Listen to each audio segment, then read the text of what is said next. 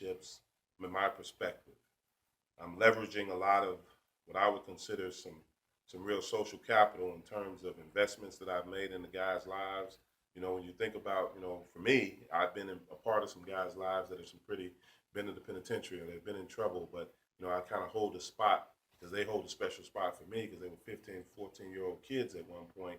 And I remember running YP YIP programs back then and being connected to a lot of these guys. And so now here it is, you fast forward 15, 20 years later, and they're grown ups and they have kids. And so a lot of the things that we worked on and tried to get figured out back then, they remember that. And so they want different stuff for their kids. And so what I do is I try to tap into that. And I try to bring them to the table, remind them how they were, remind them I was there, and I get them to the table. Most of the time, there's some type of relationship between the two of us that has a bond there. And so if I can get them at the table working on the same work that I was doing with them, it seems like, they're kind of taken to that. But the challenge is, people need to be paid. People need resources. Um, they need stuff, so I don't want to ask them to do it as volunteers because most of us get paid to do this work. And these guys have the most value because they have the connections and they have a real want to, I don't know if it's guilt or just a personal responsibility, but a lot of guys want to give back to young people. But there are no platforms because people don't really want to deal with them because they got scars and, tattoos and whatever it is that goes with it. But these are still the kids' parents. These are their fathers. This is their uncle, their brother, their cousins. And, so they can very easily go and recruit people that you want to talk to. And so if we can create this type of space and then not worry about who, I want to bring it to you. And I want you to let me know this is what you want to see happen. So here's how it'll work. I'll post a video every week.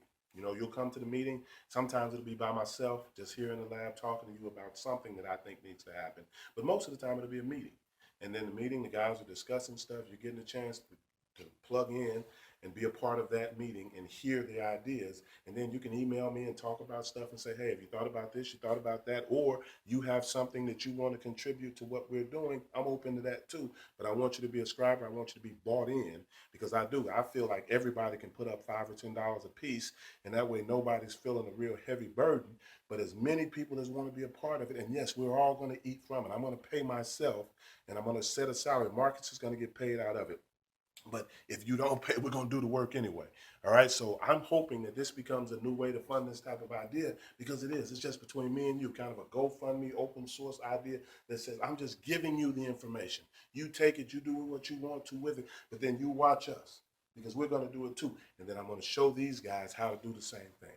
I want them learning. I want them sharing the information because ultimately you have to produce some type of revenue.